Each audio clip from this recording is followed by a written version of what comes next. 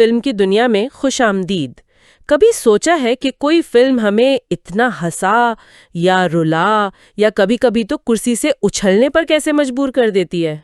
जी क्या ये सिर्फ कहानी या अदाकारों की वजह से होता है? नहीं नहीं, सिर्फ यही नहीं। हाँ, इसमें एक और चीज भी होती है ना, एक तरह का खामोश जादूगर, सिनेमेटोग्राफर। बिल्कुल। आज हम उसी बसरी जबान के कुछ राजों से पर्दा उठाने की कोशिश करेंगे। ये समझेंगे कि कैमरा, रोशनी, हरकत, ये सब मिलकर कहानी को कैसे जिंदा करते हैं। बिल्कुल। और ये सिर्फ खूबसूरत तस्वीरें बनाने का नाम नहीं है, ये तो कहानी को महसूस कराने का फन है, जज्बात को उभारने का और हमें एक बिल्कुल नई दुनिया में ले जाने का फन है। सही। हर जाविया, रोशनी की हर किरण, कैमरे की हर जुम्बिश, सबका एक मकसद होता है। और इस खोज में हमारे पास सिनेमेटोग्राफी की थ्योरी और प्रैक्टिस पर लिखी गई एक बहुत तफसीली किताब के कुछ अहम हिस्से हैं। जी हाँ। तो हमारा मकसद क्या है आज? हम ये जानना चाहते हैं कि फिल्मसाज जो तकनीकी फैसले लेते हैं वो कैसे एक पूरी बसरी कायनात बनाते हैं और हमारे दिलो दिमाग पर कैसे असर करते हैं। चलें तो फिर शुरू करते हैं ये दिलचस्प गुफ्तगू। तो पहला पड़ाव है एक बसरी दुनिया की तामीर। जी, वो दुनिया जिसमें कहानी सांस लेती है। हाँ, यानी वो माहौल। जरा सोचें, ब्लेड रनर की वो भीगी नियॉन रोशनियों वाली गलियां, मुस्तकबिल कैसी अजीब लगती है वहां। एक खास किस्म का एहसास, तन्हाई और खतरे का। बिल्कुल। या फिर कैसा ब्लैंका का वो धुआं धुआं सा कैफे, जहां लगता है हर कोने में कोई राज छुपा हुआ है। सही। तो ये सिर्फ सेटिंग नहीं होती, ये माहौल किरदारों की नफ्सियात और कहानी के मूड को शक्ल देती है। और यही चीज फिर हमें किरदारों को समझने में मदद देती है ना। बिल्कुल। उनका माहौल, उनकी ख्वाहिशात, उनके खौफ, उनकी मजबूरियों का जैसे आईना बन जाता है। सिनेमेटोग्राफर का काम सिर्फ रिकॉर्ड करना नहीं होता, बल्कि वो तशरीह करता है। अच्छा। वो हमें दिखाता है कि इस दुनिया को किस नज़र से देखना चाहिए। लाइटिंग, सेट डिज़ाइन, रंग, ये सब मिलकर इस दुनिया को मानी देते हैं। आप देखें, एक बहुत शानदार सेट भी अगर लाइटिंग ठीक ना हो तो बेजान लग सकता है। सही कहा। तो दुनिया तो बन गई, अब इस दुनिया को हम तक पहुंचाने का पहला कदम वो है फ्रेम। जी, कैमरे की आंख जो देखती है। हाँ, ये सिर्फ एक चौकोर कटाव नहीं है, ये तो डायरेक्टर का वो औजार है जिससे वो हमारी तवज्जो खींचता है, हमें बताता है कि क्या अहम है और क्या नहीं। बिल्कुल, ये एक तरह से 2D कैनवस पर 3D दुनिया की नक्काशी करने जैसा है। और इस 2D फ्रेम में गहराई और मानी कैसे पैदा किए जाते हैं, ये भी तो बड़ा दिलचस्प है। जी, इसके लिए कई अनासिर इस्तेमाल होते हैं, जैसे कंट्रास्ट यानी रोशनी और अंधेरे का फर्क, या रंगों का तजाद। इससे एक ड्रामेटिक तासुर पैदा होता है। ठीक। फिर टेक्सचर है, यानी किसी सतह का खुरदरापन या मुलायमत। ये चीज़ों को ज़्यादा हकीकी महसूस कराता है और माहौल बना सकता है। कोई मिसाल इसकी? जी, जैसे द कन्फॉर्मिस्ट फिल्म में खास किस्म के टेक्सचर्स इस्तेमाल किए गए थे जो किरदार की अंदरूनी कशमकश और माहौल की घुटन को जाहिर करते थे। अच्छा, और इसी फ्रेम में वो गहराई का एहसास कैसे बनता है? मुझे याद है एक तरीका ओवरलैप है। बिल्कुल, जब एक चीज दूसरी के सामने आ जाती है तो हमें फौरन फासले का अंदाजा हो जाता है। Film Noire classic the big combo में किरदारों को अक्सर ऐसे खड़ा किया जाता था कि गहराई का एहसास बढ़ जाता था। और वो लकीरों वाला क्या था? Linear perspective? जी, लीनियर पर्सपेक्टिव। आपने देखा होगा कि सड़कें या राहदारियां दूर जाकर कैसे तंग होती नजर आती हैं। हाँ। ये मुतवाजी लकीरें जो मिलती हुई दिखाई देती हैं, ये गहराई का बहुत मजबूत इशारा देती हैं। पाथ्स ऑफ ग्लोरी में स्टैनली कुब्रिक ने इसे फौजी नज़्म-ओ-ज़ब्त और रास्तों की वो बेरहम लंबाई दिखाने के लिए बहुत खूबसूरती से इस्तेमाल किया। और चीजों का साइज भी तो फर्क डालता है। बिल्कुल, निस्बती साइज, रिलेटिव साइज। दूर की चीजें छोटी नजर आती हैं। हाइनून का वो मशहूर शॉट याद करें जिसमें विलन दूर से एक छोटे से नुक्ते की तरह आता है। तनाव कैसे बढ़ता है उससे। अच्छा, और ये भी तो है कि जो चीजें फ्रेम में ऊपर की तरफ होती हैं वो अक्सर दूर लगती हैं, यानी आमूदी मकाम। जी, और फोरशॉर्टनिंग भी है। जब कोई चीज कैमरे के बहुत करीब हो तो उसका करीबी हिस्सा बड़ा और दूर का हिस्सा निस्बतन छोटा लगता है। इससे एक ड्रामाई गहराई पैदा होती है। और इन सब के साथ वो रोशनी और साये का खेल, क्या कहा था आपने? चियारोस्क्यूरो? चियारोस्कूरो, जी, ये सिर्फ चीजों को नुमाया करने या छुपाने के लिए नहीं, बल्कि मूड और जज्बात पर बहुत गहरा असर डालता है। इतालवी पेंटर कारावाजियो इस टेक्निक के उस्ताद माने जाते थे। अच्छा। फिल्मों में एपोकलिप्स नाउ को देखें, कर्नल कर्ट्स का किरदार ज्यादातर साये में रहता है। ये चीज उसके इसरार और खतरे को बढ़ाती है। तो ये सारी टेक्निकें मिलकर स्क्रीन की वो स्पॉट सतह को एक जीती जागती गहरी दुनिया में बदल देती हैं, जिसमें देखने वाला खुद को डूबा हुआ महसूस करता है। वाह, तो ये तो हुए फ्रेम और उसमें गहराई बनाने के तरीके। लेकिन अब आते हैं इस चीज पर जो शायद सबसे ज्यादा जादुई है, लेंस। मुझे लगता था ये सिर्फ फोकस ठीक करने के लिए होते हैं। नहीं नहीं, बिल्कुल नहीं। लेंस दुनिया को सिर्फ दिखाते नहीं, वो इसकी तशरीह करते हैं, उसे बदल देते हैं। कैसे? वाइड एंगल लेंस को ही ले लें।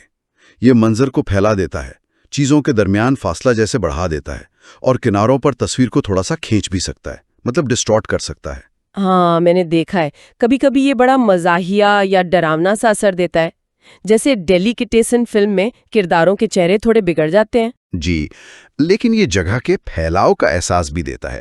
जैसे once upon a time in the west में वो वसी मैदान और किरदारों का आमना सामना कितना ड्रामाई लगता है वाइड लेंस की वजह से। और क्या ये सच है कि वाइड लेंस से ज्यादा मंजर फोकस में रहता है? जी हाँ, इसे कहते हैं डेप्थ ऑफ फील्ड का ज्यादा होना, यानी मंजर में करीब से लेकर दूर तक ज्यादा चीजें वाज़े नजर आती हैं। अच्छा। ग्रेग टूलैंड ने सिटीजन केन में इसी डीप फोकस तकनीक का शानदार इस्तेमाल किया था। आप एक ही शॉट में पेश मंजर में किसी किरदार को और पस मंजर में होने वाले किसी वाक़े को, दोनों को बिल्कुल साफ देख सकते हैं। तो इससे नाज़िर को ज्यादा इख्तियार मिलता है कि वो कहाँ देखे। बिल्कुल, वो खुद फैसला कर सकता है कि कहाँ तवज्जो देनी है। तो ये तो हुई वाइड एंगल की बात। इसके दूसरी तरफ क्या है? दूसरी तरफ है लॉन्ग लेंस या टेलीफोटो लेंस।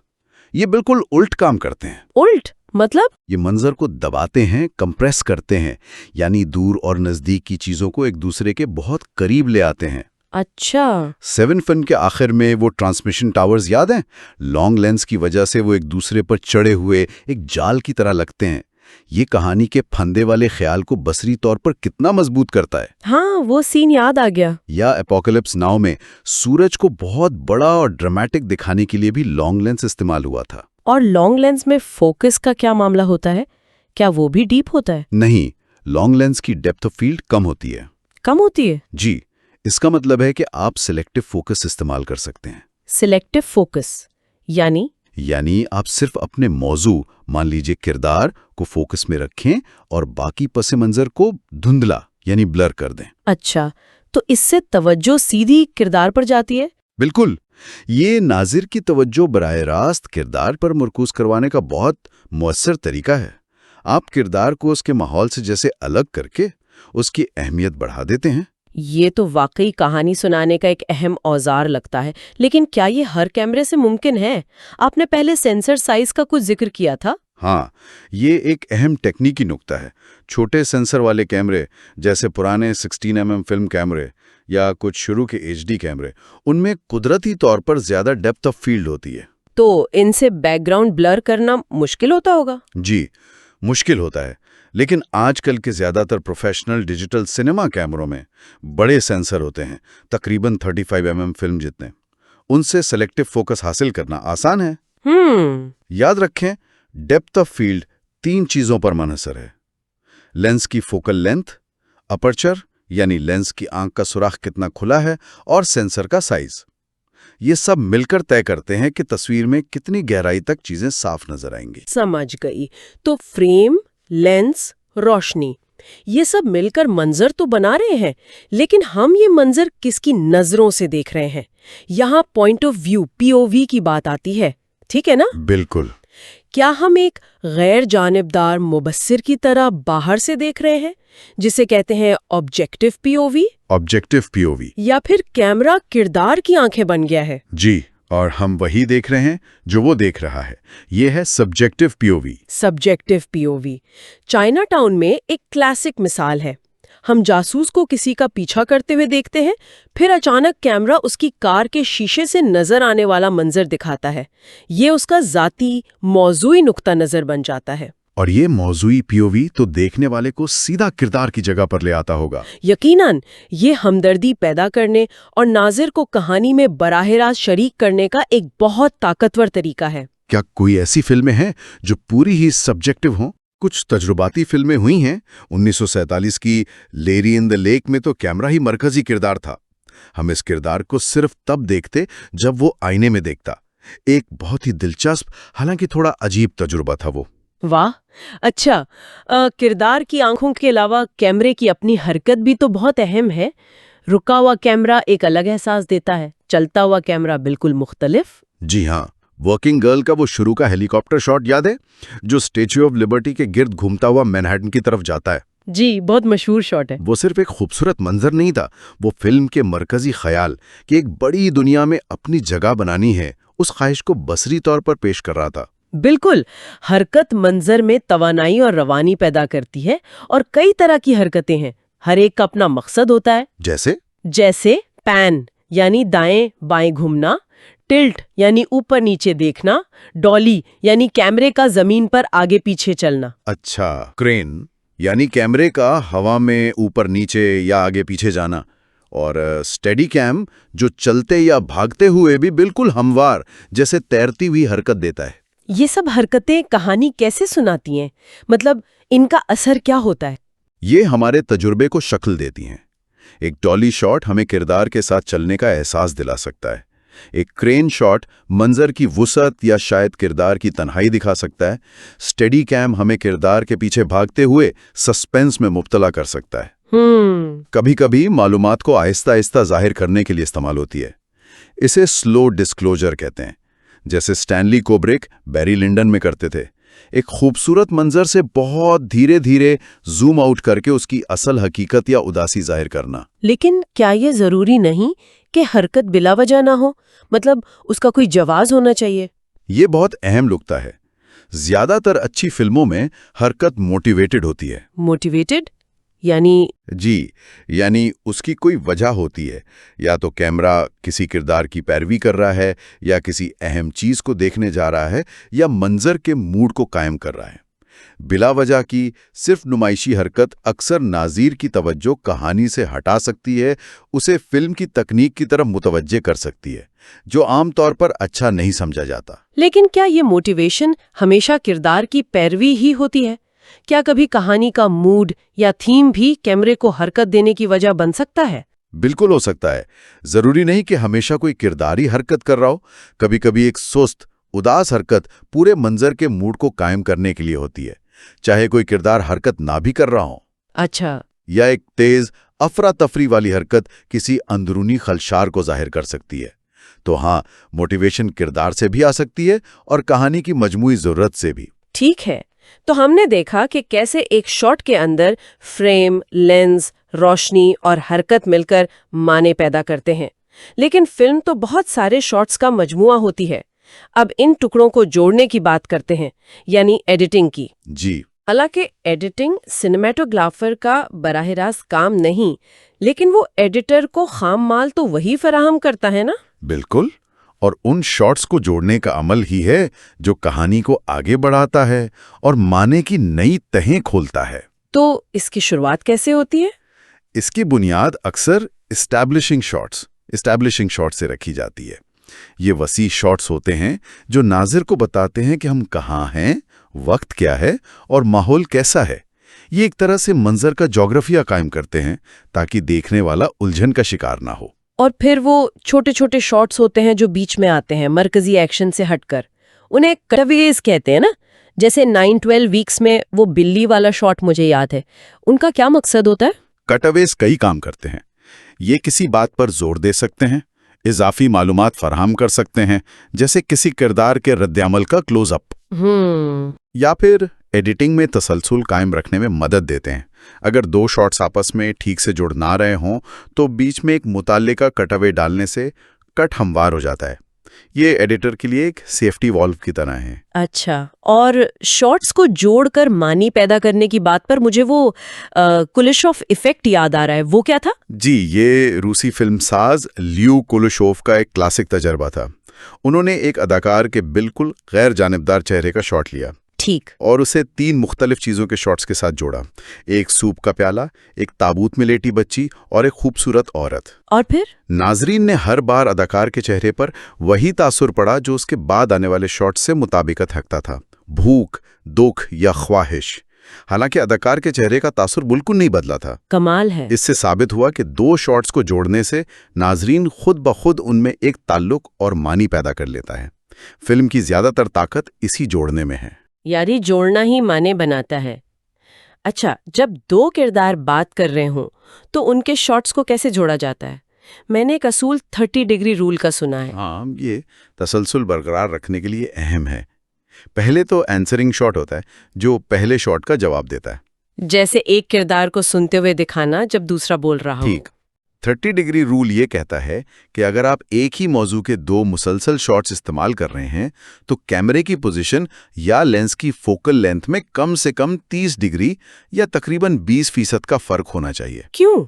इससे कम फर्क पर कट बहुत अचानक लगता है, जिसे जंप कट कहते हैं। ये नाजिर की तवज्जो भटका सकता है जब तक कि उसे जानबूझकर किसी खास असर के लिए इस्तेमाल ना किया जाए। अच्छा, समझ गई। और किरदारों की सिमत और नजरों का तसलसल भी जरूरी है। बहुत ज्यादा। इसे बसरी तसलसल, विजुअल कंटिन्यूटी कहते हैं। स्क्रीन डायरेक्शन का मतलब है कि अगर कोई किरदार फ्रेम के दाईं तरफ से निकलता है तो मंतकी तौर पर अगले शॉट में उसे बाईं तरफ से दाखिल होना चाहिए ताकि लगे कि वो उसी सिमत में जा रहा है। और नजरें? इसी तरह आई लाइन्स का दुरुस्त होना जरूरी है। अगर 2 किरदार एक दूसरे से बात कर रहे हैं तो उनकी नजरें एक दूसरे की तरफ होनी चाहिए, चाहे वो अलग अलग शॉट्स में हो। ये सब उसूल इसलिए हैं कि एडिटिंग नजर ना आए, वो बिल्कुल हमवार हो और नाज़ीर कहानी में पूरी तरह महव रहे। तो गोया फ्रेम, लेंस, रोशनी, हरकत और फिर उन सब से बने शॉट्स को जोड़ने का फन, ये सब मिलकर बसरी कहानी सुनाते हैं। इस सब का मतलब क्या हुआ फिर? इसका मतलब यह है कि फिल्म में कुछ भी या कम से कम ज्यादातर कुछ भी इत्तेफाकी नहीं होता या नहीं होना चाहिए। हर बसरी इंतखाब, कैमरे का जाविया, लेंस की किस्म, रोशनी की शिद्दत और रंग, कैमरे की हरकत और शॉट्स की तरतीब कहानी सुनाने, किरदार निगारी करने और जज्बात पैदा करने में अपना किरदार अदा करता है। ये सब एक जबान के अल्फाज और ग्रामर की तरह है। शायद गॉर्डन विलिस, जिन्होंने द गॉडफादर जैसी फिल्में शूट की, ठीक कहते थे कि फोटोग्राफी कहानी का हिस्सा है। आप इसे कहानी से आगे नहीं रखते बल्कि कहानी का हिस्सा बनाते हैं। बिल्कुल।